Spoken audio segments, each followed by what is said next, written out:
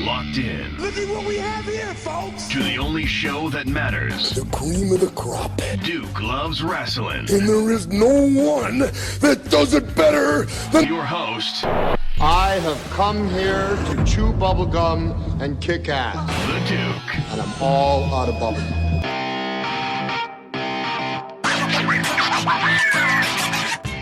Hi, this is Earl Oliver from Sully's Vintage Wrestling. This is Raj Giri with WrestlingInc.com. This is Sean Reed, boxing writer and undercover low-key wrestling fan, and you're listening to Duke Loves Wrestling. Woo!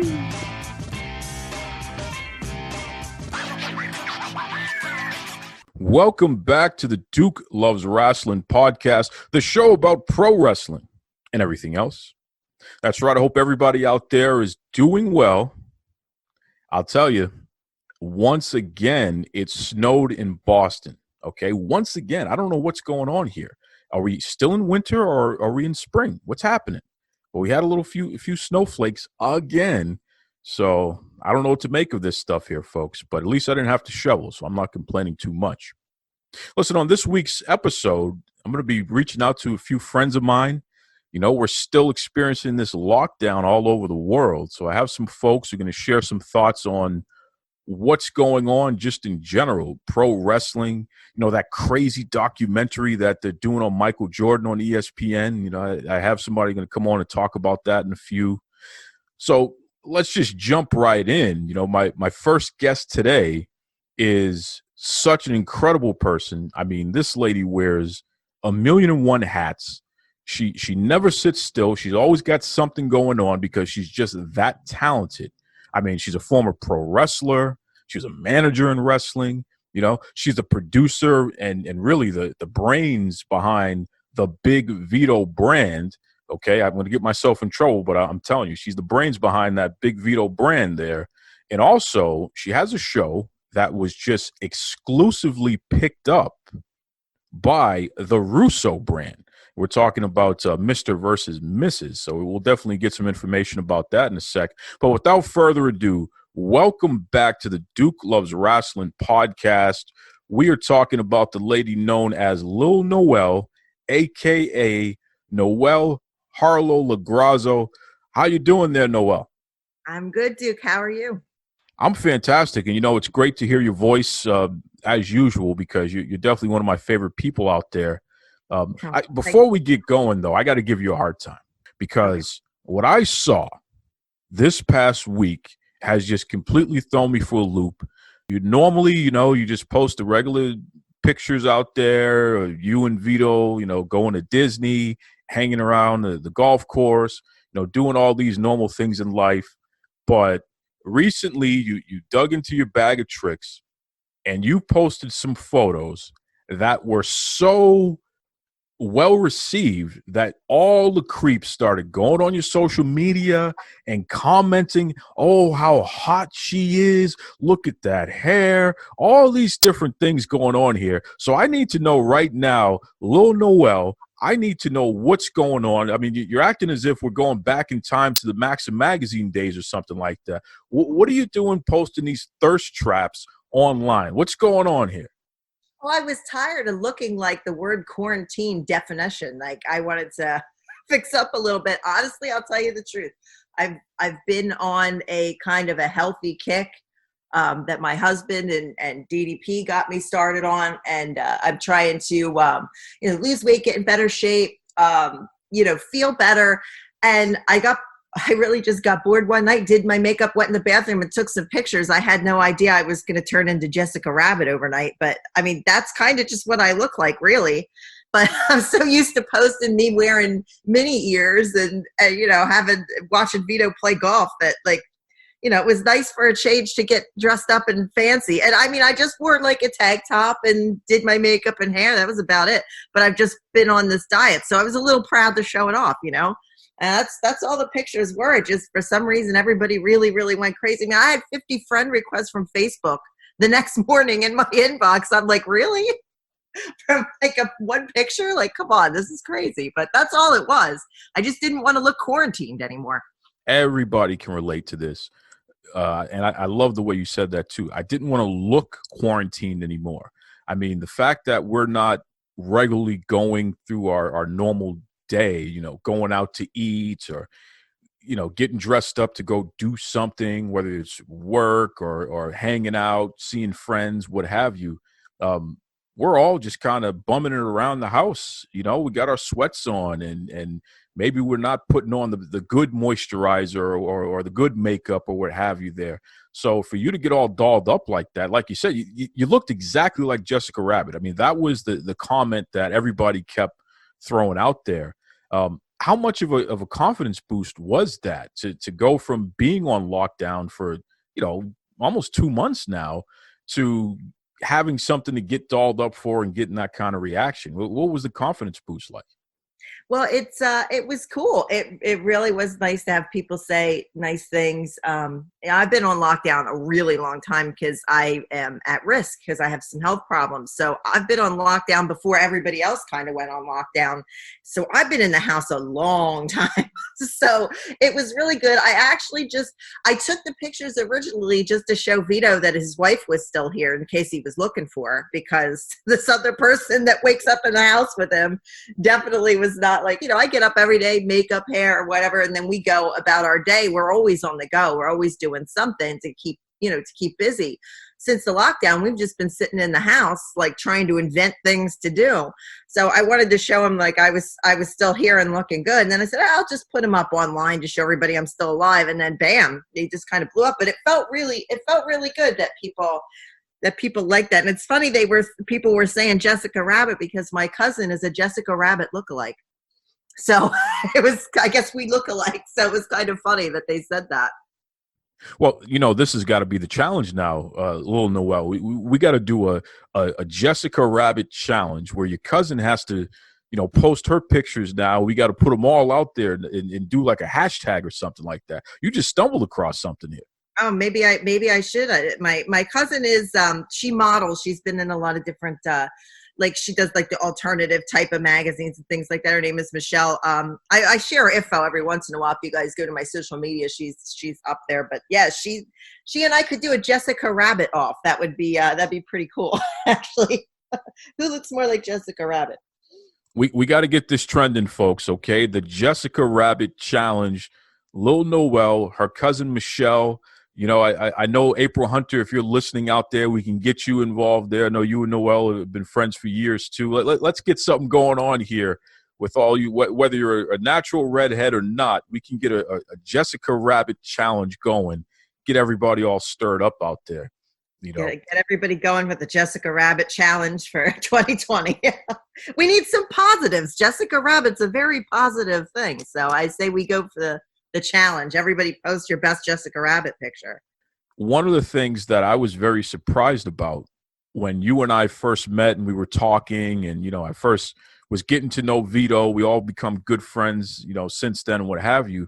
But you kind of broke the news that Vito is 100% into his skincare routine and he's in the bathroom and he's got to look perfect and he's doing all these things. So you got to tell me, because you're married to this guy, how does it feel to be married to somebody who takes more time primming themselves and getting themselves all done up in the bathroom than you ever do?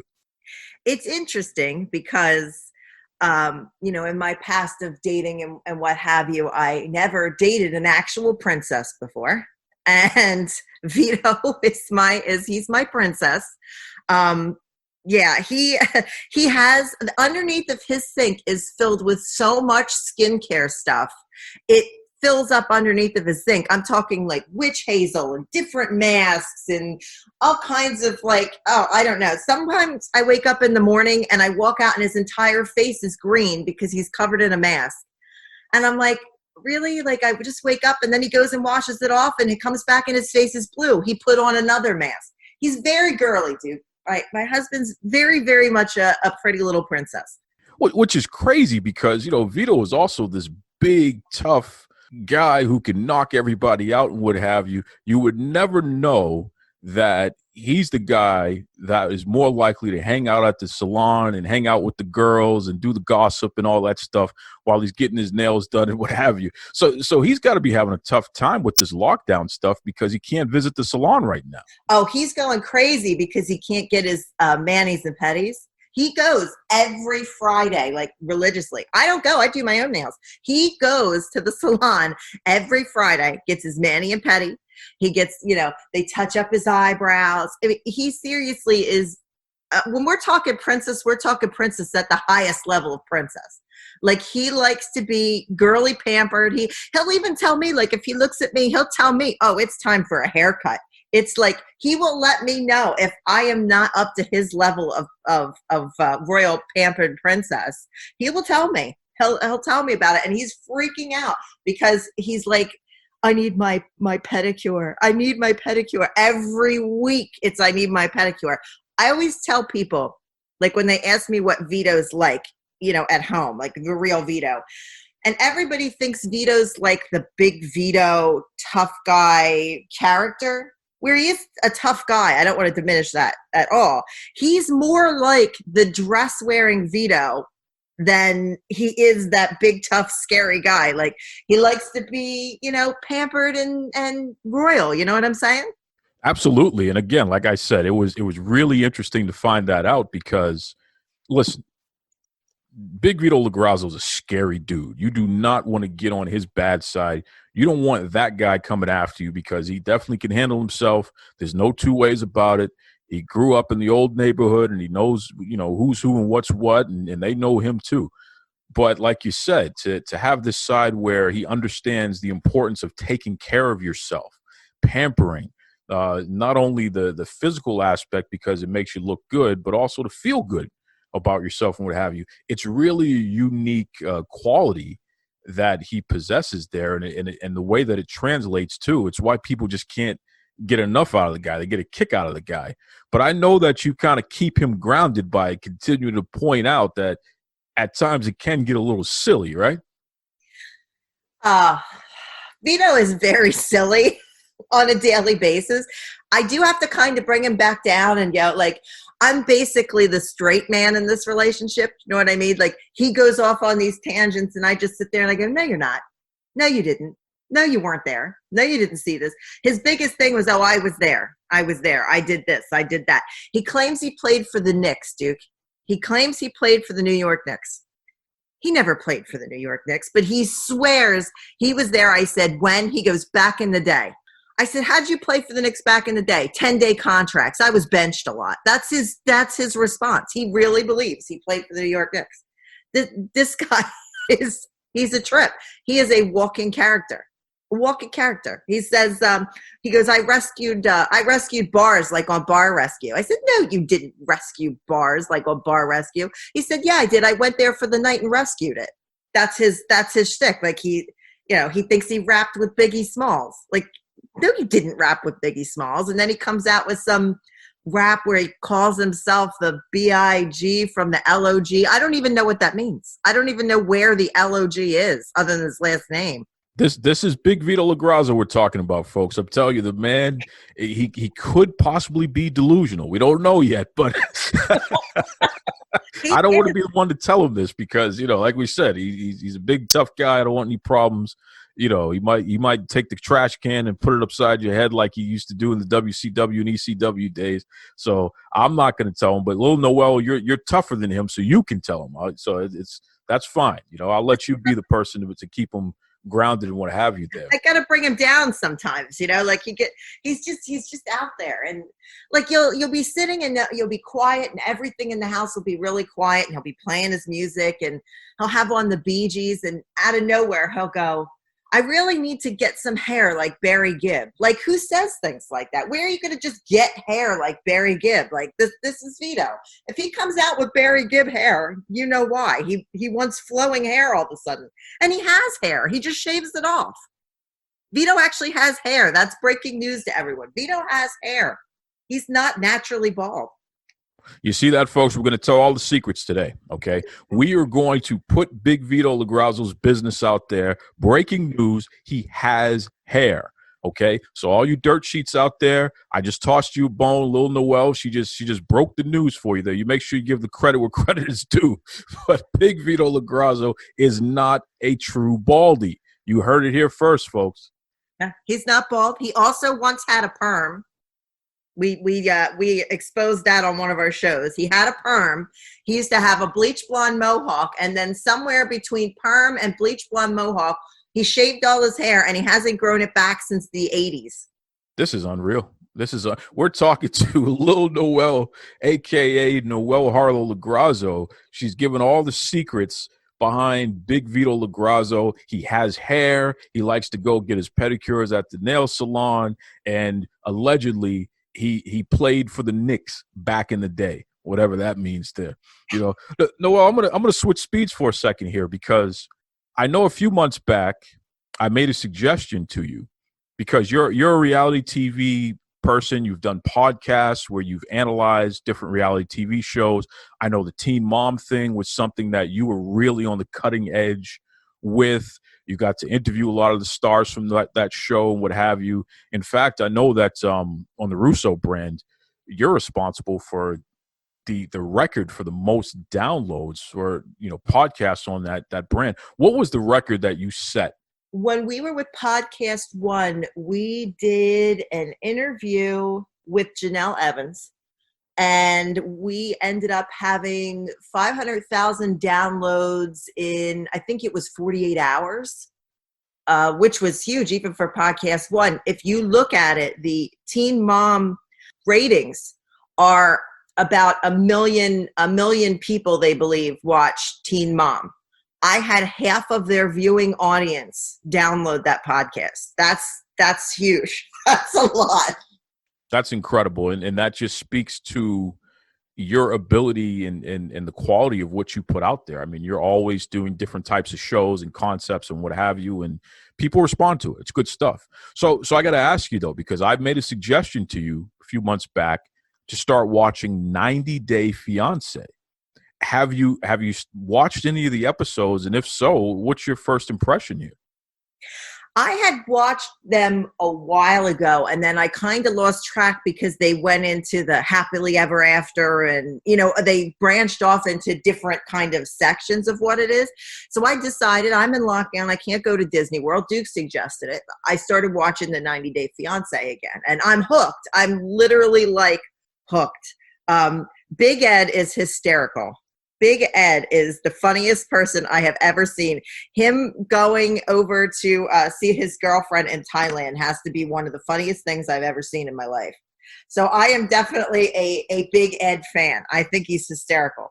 But I've been tossing around, jumping back into reality shows. The first time Vinny and I stopped doing it was because of that 500,000 download show. We had Janelle Evans on, and I don't want to get into all the details, but she had some activists that were against her for something she had done in the past, and they went after me and Russo. Even though we never talked about anything related to that, they went after us, and we had gotten some death threats and some pretty serious stuff. So I had backed away from doing the reality shows, and so did he. We just kind of were like, okay, that's not worth it. Moving on. But this 90 Day Fiance thing has me intrigued. So I am considering diving back into the reality TV world, maybe interviewing a couple of people to see just, what makes them tick. Because that is one crazy show. Dude, I don't know how people, I can understand meeting people online and meeting up. That's the times we live in. But meeting people that live 4,000 miles away from you and don't speak the same language as you and can't understand you, that one intrigues me. That one really, really gets me. I can't remember the lady's name, but she ended up marrying the man from Turkey, and they did not at all speak each other's language, but they were beekeepers. So they kept bees, and that's how they kind of met online, was they were both beekeepers. But how do you have a relationship with somebody that you literally have no way of communicating with at all? Well, you're absolutely right. And it's just incredible to see how this stuff ends up. And that's why I really wanted you to take a look at it, because I wanted to hear your perspective on this. Going back to Big Ed, he's starting to go viral right now because somebody put out a clip of one of the episodes where he met the girl for the first time in Thailand, and one of the first things he told her is that her breath stinks. And he gave her mouthwash and he gave her toothpaste and all this stuff. I mean, how do you even broach that topic? The first time he meets the young lady and his first impression is, oh, your breath stinks. The thing with that is she looked at him and she's like, it's not my breath. I have an untreated stomach ulcer. And then he's like, oh, like, at least you should talk to her and understand, like, you don't know if she has a medical problem or, you know, she lives in a poor country. She can't get treated for something like that. He also told her, your legs are hairy and I don't like that. So shave, and gives her a razor. Like, come on, Ed. Like, you know, Ed's a big wrestling mark. I don't know if you knew that. No. So this is breaking news here for me. So Ed is a wrestling mark, huh? He's a big fan. Huge wrestling fan. If you check him out on his Instagram, he has all kinds of, like, he cuts promos on there, and he's dressed up like Nacho Libre. He's got a lucha hood. Like, he's a wrestling guy. Like, which, you know, sometimes that says a lot. But Big Ed's a wrestling guy. He's a fan, so maybe he'll hear this. If you're listening right now, Big Ed, number one, I got to connect you with Lil Noel Harlow Lograsso, because you definitely got to at least do an interview on Big Vito Brand and one of her shows, please. I'm begging you. I think the two of you could have a great conversation. And in addition to that, Big Ed, I want to have you on the Duke Loves Wrestling podcast, because I got to talk about your wrestling fandom. I need to know some things about this, Big Ed. I mean, here's a guy that probably missed his mark. He would make a hell of a wrestling manager, wouldn't you think, Noel? Oh yeah, he's got it. He has the look to be a wrestling manager. Like, he definitely looks like an old school, like, Humperdinck kind of look to him. He could definitely pull off being a manager. And he's kind of like a flashy little dude too. If you look at his Instagram, like, I'm putting this guy over huge. I don't even know him, but if you look at his Instagram, oh my God, he's hysterical. But I honestly, like, I want somebody to come on from 90 Day Fiance and explain to me how this works. Like, Vito and I did long distance for a long time, because he lived in Florida and I lived in Pennsylvania, but we saw each other constantly. Like, he was home wrestling and I would come down and visit him, and we would go back and forth, and we spent, like, sometimes a month or more together. Just, you know, that's how it worked. We did that for a couple of years, but we spoke the same language. You know, we didn't have a different language, and our phone always worked. Our internet worked. Some of these people don't even have phone or internet working. And, another one that gets me, Duke, is baby girl Lisa. Oh my God, don't even bring her up. What is going on with baby girl Lisa? Baby girl Lisa, the baby love. Those two get me. Like, I don't really, you know, I'll try to interfere in people's things, but I don't get what the attraction is with baby girl Lisa, other than maybe he wants to come rap in the U.S. is the only thing I can figure out. Baby girl Lisa's a mess. She wants to get married. This is why I'm telling you, Noel, you got to do a 90 Day Fiance show. We want to hear you interview some of these folks. And listen, anybody listening right now, if you've never seen 90 Day Fiance, here's the point. This is the most pro wrestling stuff going on TV right now that isn't pro wrestling, but it's so relatable. It's just over the top, ridiculous. And here's the crazy part. I think for the most part, it's real, which if it's a work, it's the best work I've seen on TV in a long time. I think these folks are really, really delusional and really sucked into this world of, I have this person on the other side of the world that I want to marry, even though I've never even met this person. I mean, what do you think, Noel? Is it a work, or you think this is real here? You know what? I would think it was a work if they weren't, like, having babies and they're, like, literally living life. But I can't. Like, people flying over to Russia. The one kid flies over to Russia. His fiance is having a baby. They spent a couple weeks together in a summer at Ocean City, and now all of a sudden they're having a baby in Russia. He's like, well, I didn't know we had any tensions with Russia.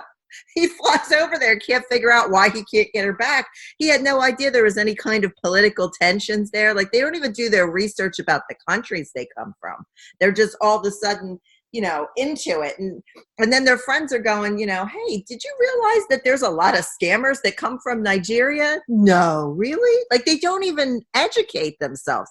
It definitely is like wrestling without the wrestling. This is the funny part, and this is the part that really intrigues me about the show, why I can't stop watching.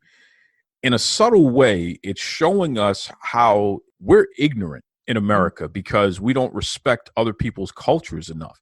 And a lot of these folks that you see on that show, like you said, they don't do their research. They don't learn about what's going on the other side of the world, how our country interacts with those countries, the reason why you can do certain things here, but you certainly can't do it over there, their customs, their practices, what have you. If you don't do that type of research, yet you're going to marry somebody from over there and you're going to go over wherever over there is, it really speaks to the ignorance of, well, I'm an American, I can do whatever I want.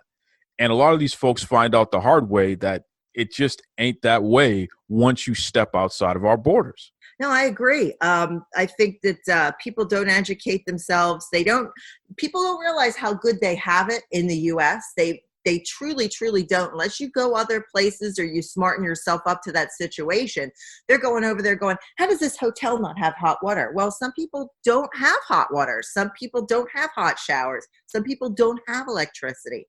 We're very spoiled here in the U.S. of the things we get to have and the things other people don't.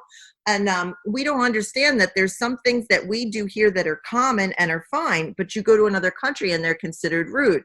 Your way of dress or the way you carry yourself.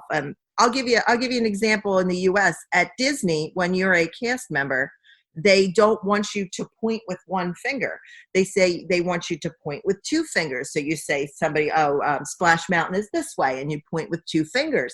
And they say, and everybody makes up a rumor why. Oh, Walt Disney always pointed with two fingers. Oh, this is this.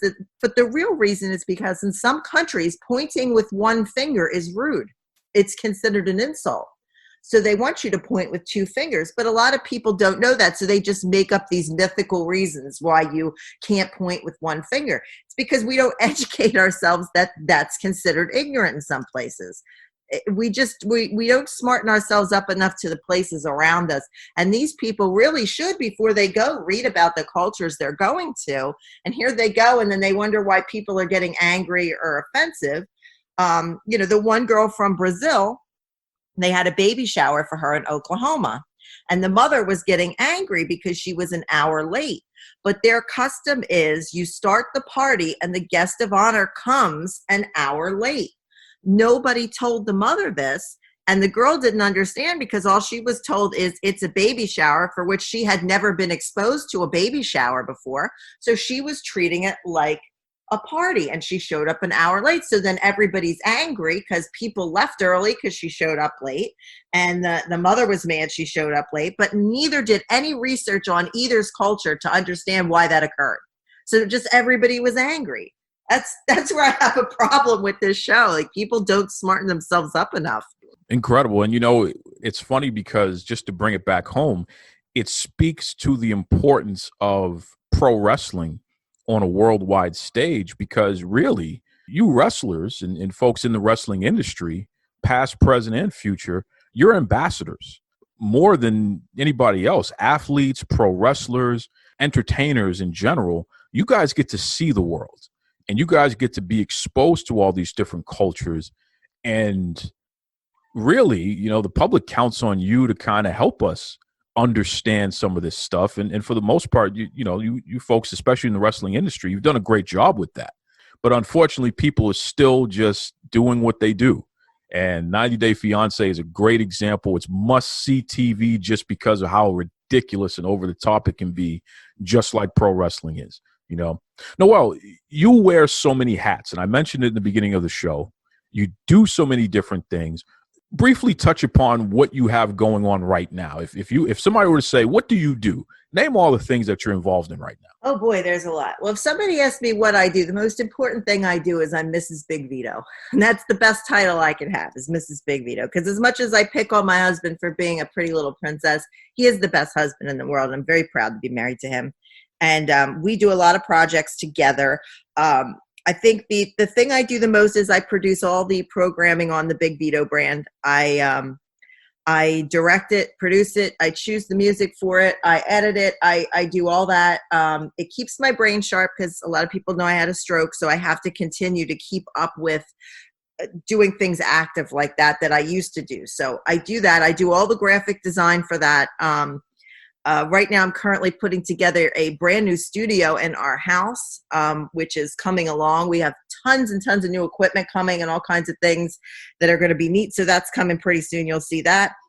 We also, like you said at the beginning of the show, we got picked up by exclusively for the Russo brand now with our show, our debate show, Mr. versus Mrs., where we pick a topic every week and we debate it. The fans get to vote. And then if you lose 4 in a row, you have to take a punishment. Vito's is usually eating something fatty. I haven't been punished yet because he has never won a vote since October. He is in the landslide of losing right now. He has yet to win a vote, dude. Not one. Not a single one. So those are all the things that I do for the Big Vito brand and for the Russo brand. And I just try to keep busy and keep it out there. And I run all the social media and all that stuff. So I just want to, keep it alive, keep it going. We have a good time doing it, and I have a good time doing it. I appreciate everybody that watches or listens to us. I really do. It's a labor of love, let's say. And this is what's important to note, folks. I mean, a lot of this stuff, the majority of this stuff is video. So it's not just audio, which is what I focus on personally. When you check out the Big Vito brand, when you check out the stuff that Noel and Big Vito Lograsso, what they do together and what have you, it's really interesting because you get to watch them as they're discussing things and having a good time. And it's really, really interesting. And there's so much great banter, playful and but insightful at the same time. Just to really, it's great to see a family be a family together and show range. Although you folks are from the pro wrestling industry and you really have dedicated your lives to pro wrestling, there's also other things going on. So when you talk about other things like the reality TV stuff, it's really fun. When you talk about Disney, it's really fun to kind of say, oh yeah, that's right, they're real people too, and they have perspective on other things as well. So I definitely encourage everyone to check it out. In fact, Noel, let everybody know, how can they find you? How can they watch all the great content that you're constantly putting out? Plug everything, please. Okay, if you guys want to watch all the shows we do here at the Big Vito brand, we are on twitch.tv/the Big Vito brand. We are Twitch affiliates, so if you want to go there, you're able to follow. If you really enjoy it, you can subscribe. It's free. If you have Twitch on Amazon Prime, you can subscribe for free. We have a lot of shows on there. The Vito does a ton of shows. There's wrestling, and there's also non-wrestling. He does the Man Cave. Sometimes we stream video games on there. We stream Xbox games on there. We have Virtue's brand of wrestling is on there. We have DJs After Dark with Danny J. We are on every Monday, exclusive with the Russo brand on the Realm Network, Mr. versus Mrs., which is our debate show. We are also on iHeartRadio if you want to check out the Big Vito brand on iHeartRadio.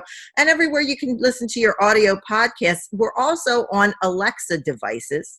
So if you have one of those, all you have to do is say the Big Vito brand to listen to our podcast. And you can even set up a flash briefing where you get our podcast automatically come to your device when you say flash briefing. Her name is Lil Noel, a.k.a. Noel Harlow Lograsso.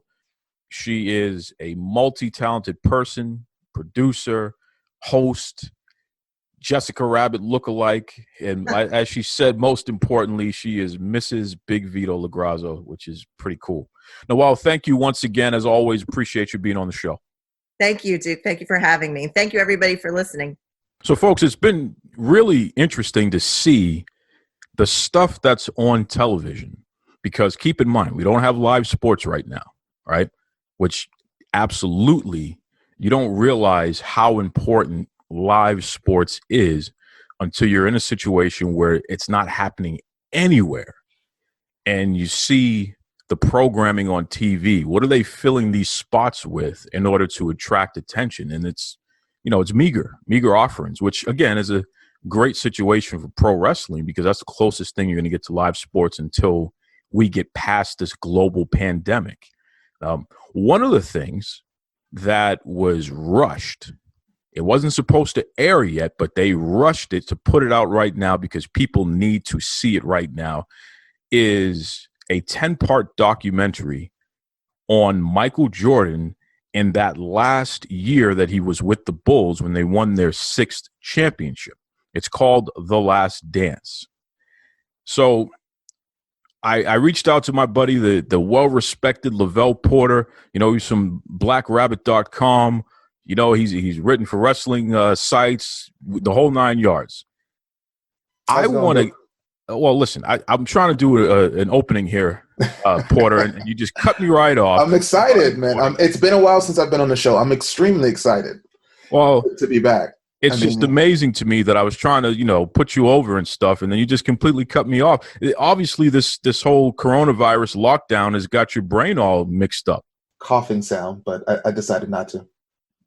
Okay, Porter. Okay. Well, welcome back to the show, Lovell Porter. How are you holding up before we get to the Michael Jordan stuff? How are you holding up? I don't know. It's just one of those things where you always hope to be able to work from home, but then when you finally get the opportunity, you realize working from home is great as long as there's nobody else here. So just trying to navigate that. I'm sure, 90% of, well, excuse me, probably more like 60% of the country is going through the same thing. How about yourself? Well, you know me, man. I never let the highs get too high or the lows get too low. Mm-hmm. But one of the things that I noticed the other day when I was at the grocery store grabbing a few things, and I saw a young kid. The kid couldn't have been more than 2-3 years old. And the mother was holding the kid, and the kid had a mask on. And everybody in the store had a mask on because that was the rule. Everybody had to wear a mask in the store. Mm-hmm. They even have people at the grocery store in the front of the store telling you can't enter unless you're wearing a mask. Right. And I thought to myself, I wonder what is going on in this young child's mind to see the world change so instantly, and just how does that kid processing the fact that suddenly everybody's wearing a mask and it's like suddenly it's Halloween every day or something like that. It was just a really interesting thing to see, and it really made me wonder, because if I was that kid's age, what would be going on in my head with all this stuff going on, you know? Yeah, I'm pretty sure I would be too busy running and jumping around with a mask on my face acting like I was Scorpion or Sub-Zero, but I was a weird kid, so maybe I'm not a good person to ask that. Well, I'm glad you said it before I did, because you definitely were a weird kid. There's no two ways about it. So The Last Dance, this docudrama, this 10-part documentary about Michael Jordan and the Chicago Bulls that last year that they won a championship. This was their 6th championship.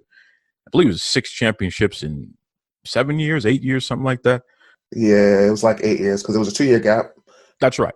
So let me ask you this, Porter. Let me just fast forward and just get right to it, because clearly Michael Jordan, he's one of the greatest players of all time. He's not the greatest in my opinion. I still say Bill Russell, Boston Celtics, 11 championships. Until you win 11 championships, you don't boast that you're the greatest anything. But Jordan's one of the greatest of all time. He was mom's apple pie. Everybody loves Michael Jordan. He has a whole sneaker line and clothing line named after him. He owns his own winery and all this other stuff going on. Jordan is mom's apple pie. But he was not the nicest guy in the world behind the scenes. I mean, cussing his teammates, punching a few of them in the face, threatening to kick them off the team, all kinds of crap. At one point, he's doing a huddle and he says, "We better get this first win this season now. I ain't going to say it again now, you hear me?" And like screaming at his teammates like he's going to whoop them if they don't win that game. So my question to you is simple, Porter. In my opinion, I think Michael Jordan would have been perfect for pro wrestling. In fact, I think Michael Jordan is the Hulk Hogan of the NBA in many ways, not just because he's well revered and what have you, but because behind the scenes, he probably wasn't the nicest guy in the world. Not even probably. He wasn't the nicest guy in the world, just like Hogan. So my question to you, Porter, is, in your opinion, who is Michael Jordan if he was a pro wrestler? So here's the thing. You kind of put me on the spot here. I just want to first address your Hulk Hogan point. Totally understand the parallels that you're trying to draw between Jordan and Hogan. The only problem is Hogan would never be, regardless of who loves Hulk Hogan, nobody's ever going to say he was the best in the ring. So, you said that Bill Russell is the greatest basketball player ever, fine, but you said Michael Jordan's one of the best. I don't know that as far as their actual skill at doing their craft, the physical part of it, if that's not necessarily a good comp. Now, then you have to look at somebody like maybe like a Ric Flair. Does that fit? Not exactly, because, for as much of a big as an asshole as Jordan was behind the scene, he didn't necessarily do it in front of a microphone, in front of a crowd. That was Ric Flair's thing, and Ric Flair was supposedly the nicest guy, ever in the back, unless you're Teddy Long.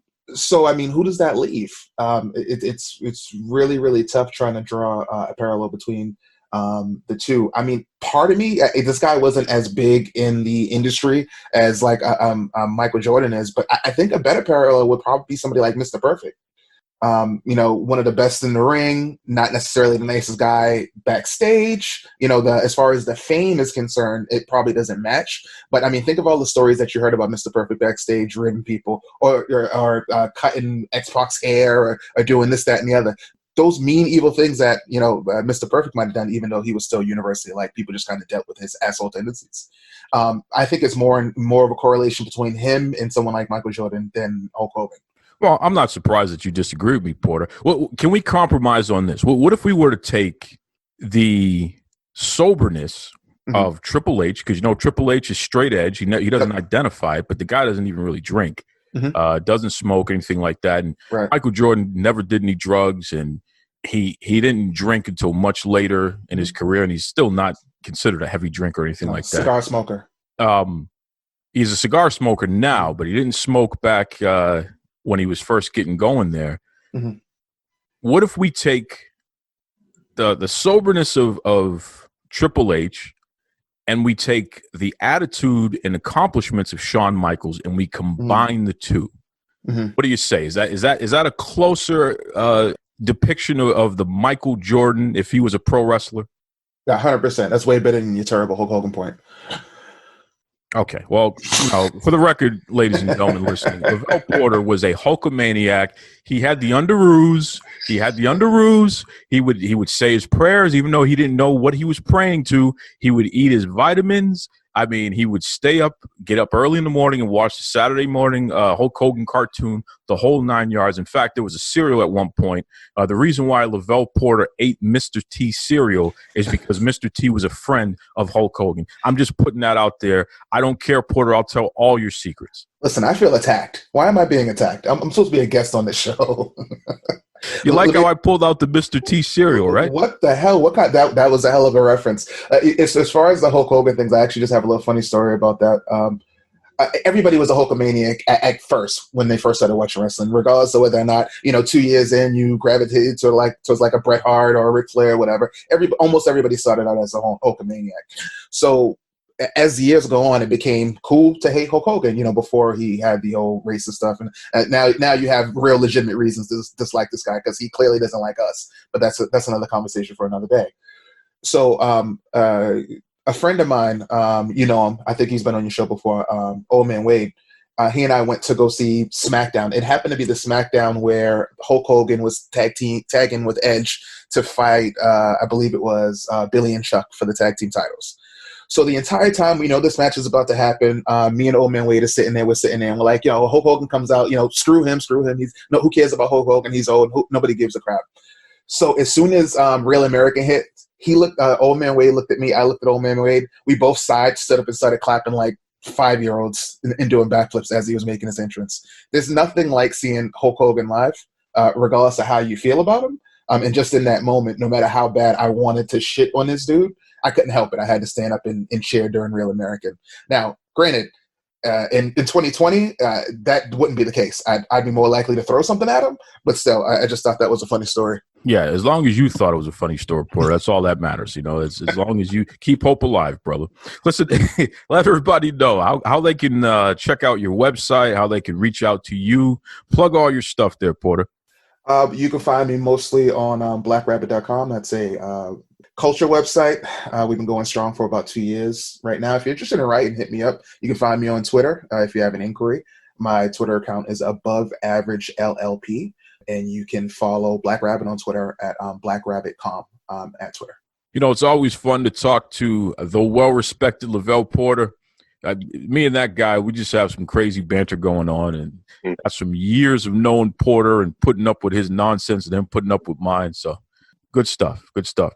I'm going to keep this train going, folks, because like I said, I'm just reaching out to to some good friends of mine out there, folks who are keeping an eye on things going on as we battle this crazy pandemic. They're plugged in. They're in the know. So our next guest, it's been a while since he's been back on the show, but he's been checking out a great TV series that's really captured everyone's attention, even folks who are not wrestling fans. So definitely going to dig into this. Without further ado, welcome back to the Duke Loves Rasslin podcast, JB. JB, what's going on with you folks down there in Atlanta? No, man, just trying to stay safe, man. Taking it a day at a time, man. I hope everybody got the hand sanitizer, the mask, man. Just make it through this all of this situation, man. Want everybody be safe. JB, I know that the state of Georgia is supposed to be opening back up. So are you going to be ready? Are you going to be out in the malls and doing all that crazy stuff when everything opens back up down there? I don't know about the malls and stuff, man, but I got to work, so I got to pay the bill. So I wish they would kind of wait a little while longer, but it is what it is, man. It's funny, JB, because I know you're a guy like me. You love your food.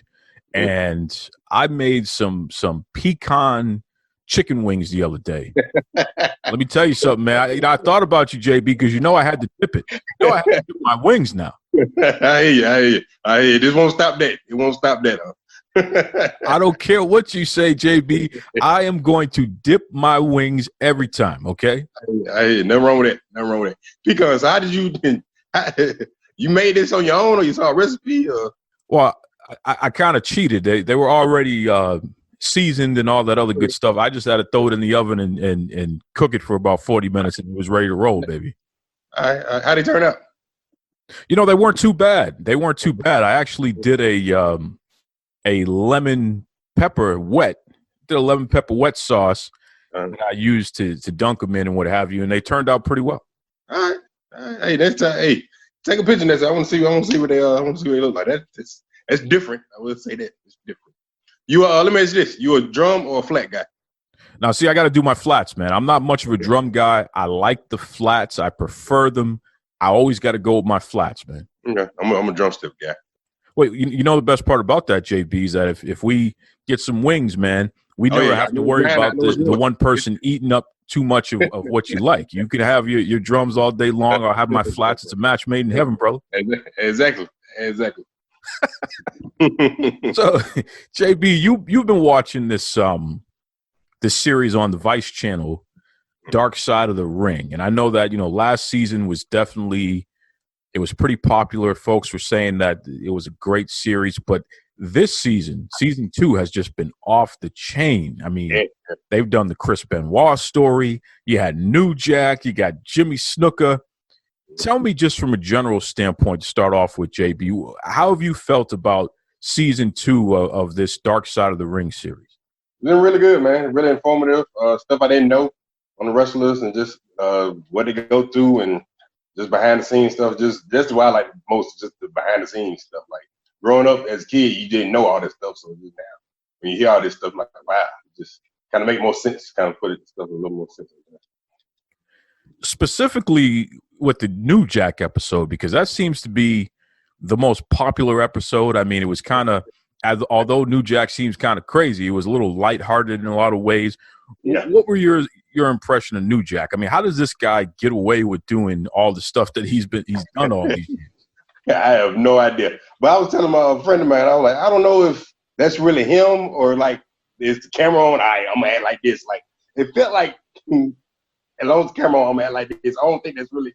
I think that's him, but it's not really him. We got to stay that's because I don't think he really wrestles too much. So I got to keep this personality going. So I don't know if he might really be that crazy and all that kind of stuff. But I don't feel like that's really him. He's just doing it for the camera and stuff like that. Sometimes. I mean, I don't mean in a bad way, but I'm just saying, like, I just don't think he really like it.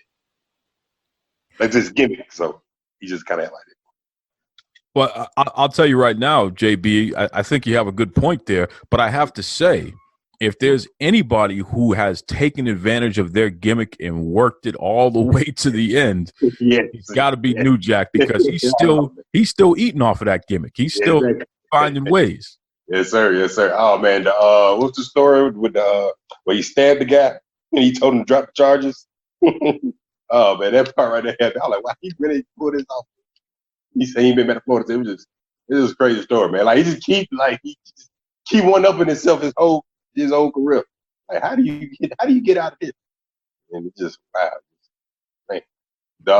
It's something interesting, and it just goes to show, which it makes me wonder about the Superfly Jimmy Snuka episode.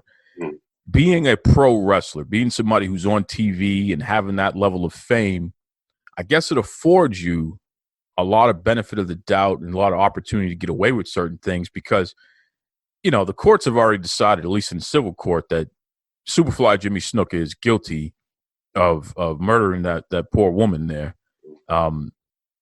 So to see all of this behind the scenes information and get more details of those cases and that incident in particular, what was your impression? Because I know that you were a Jimmy Snuka fan growing up, just like I was. I know that you're a big fan of Superfly. Yeah. Seeing the documentary and hearing about what he was at least convicted of doing to that woman, what's your impression of that, JB? It was just a weird, I don't know. It's a lot to take in because the police force, they said they did the best they could, but it kind of felt like they were kind of like maybe paid off a little bit by maybe Vince or whatever. So they didn't really do a good, thorough job in doing the more investigating and stuff like that. So it just, the whole situation just didn't add up. Like they said she slipped on her head. Well, he said she fell on her head. And but then one of the another friend of his, I forget his name. I didn't see him for two guys. He said he was in the car with him, but the police report didn't say it was and all that kind of stuff. So it's just a lot. Just I don't know. It could go either way. It kind of go either way. And then at the end, he had dementia, so he couldn't really he didn't know what was really going on and stuff like that. So he was kind of out of it too. So this is a sad situation. How you feel? What do you think?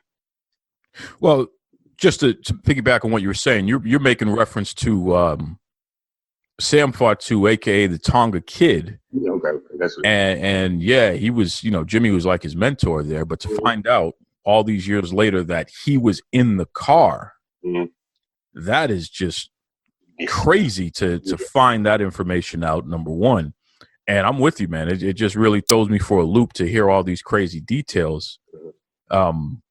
Jimmy Snuka, I mean, he was just all this muscled up guy, and he was a high flyer before we really knew much about high flyers.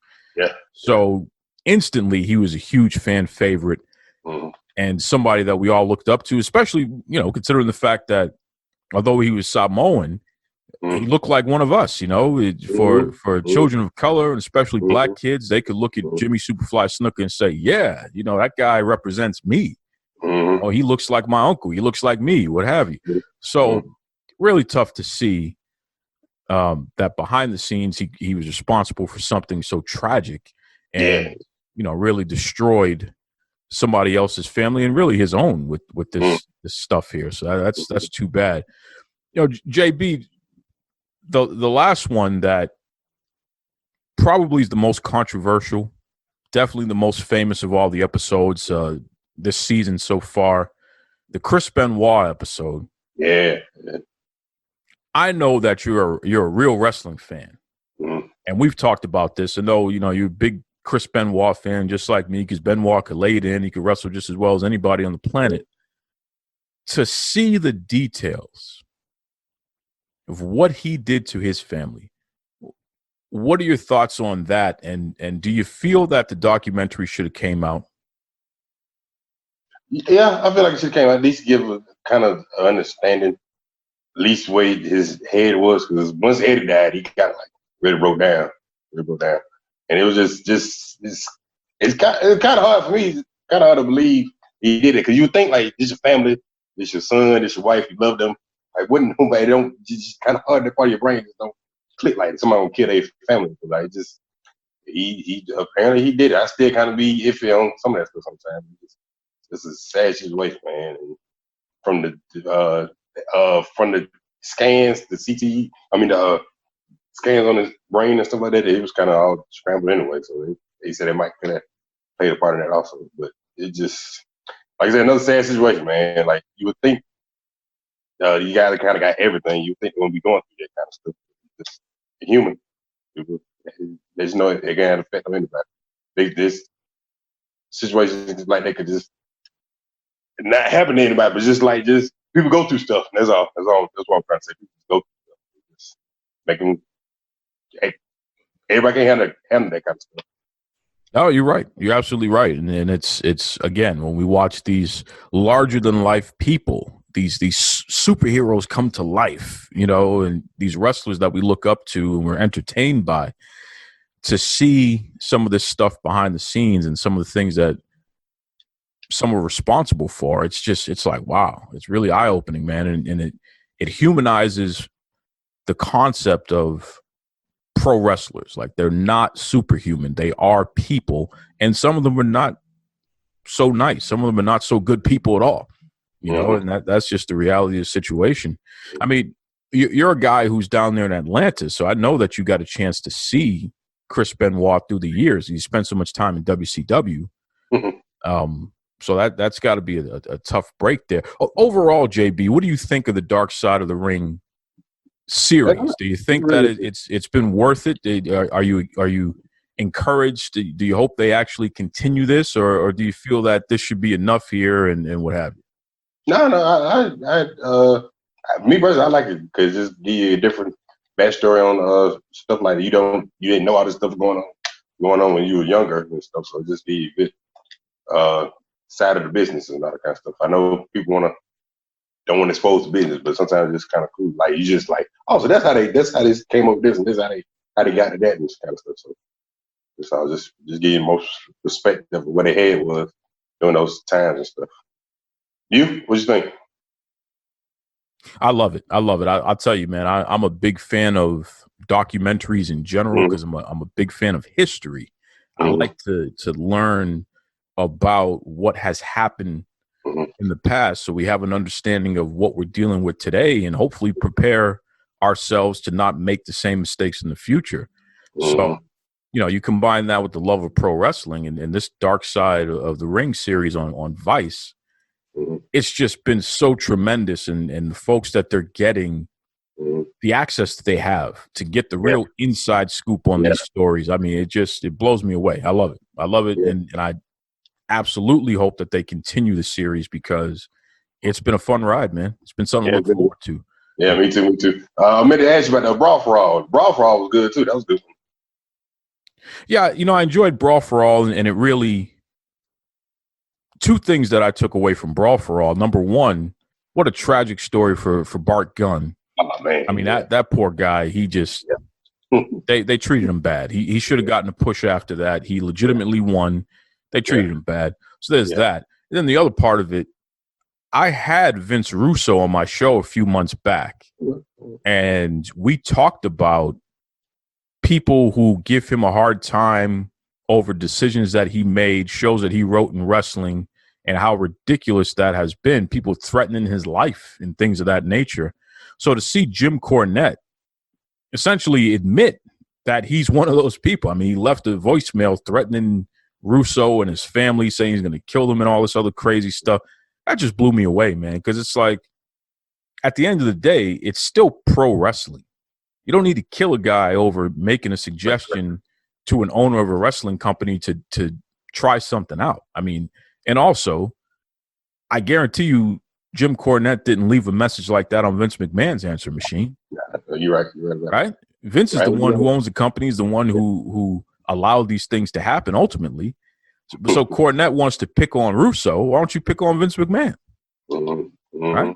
So it just I love the fact that we got that information. We got to see that, because it really hammered home the fact that the way that people feel about some of this stuff is so passionate and so strong and, quite frankly, disturbing in some cases, that it's really interesting. Yeah. I'm enjoying them, man. I'm looking forward to them every Tuesday. Yes, sir. Listen, JB, let everybody know, man. You want to plug your social media or a particular website, anything you want to plug, here's your shot right here. Hey, just get everybody to subscribe and join the Duke Love Wrestling crew page. Good stuff in there. We always talk about wrestling. Duke's in there. Tell them how you feel all the time, man. You're a good man, JB. And listen, JB, when this is all over, man, we got to get some wings, brother. You got to get. I got to teach you how to properly eat a wing. We're gonna get the right sauces for you to dunk, and we're gonna take care of you. All right. All right. I'm looking forward to it, man. It's always fun to talk to JB. Just a hilarious dude, real good guy, huge wrestling fan. So, as you know, I dig that passion, man. It's good stuff, and I know all of you do as well. That's right. I want to thank Noel Harlow Lograsso, Lil Noel. She's great. She's great. And what a great idea. I mean, definitely, I got to get Big Ed on the show. I got to get Big Ed on the show because this guy is going viral on 90 Day Fiance, and finding out that Big Ed is a pro wrestling fan is just tremendous. Tremendous. That's right. Of course, the well-respected Lovell Porter.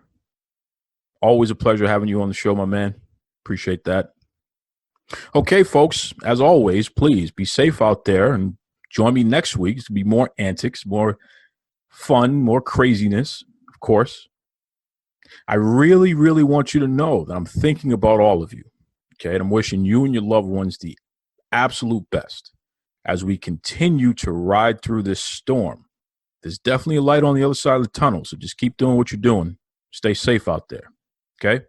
Until next week, be kind to yourselves, be kind to others. Bye-bye, everybody. This is Tony Schiavone, and we're desperately out of time on Duke Loves Wrestling.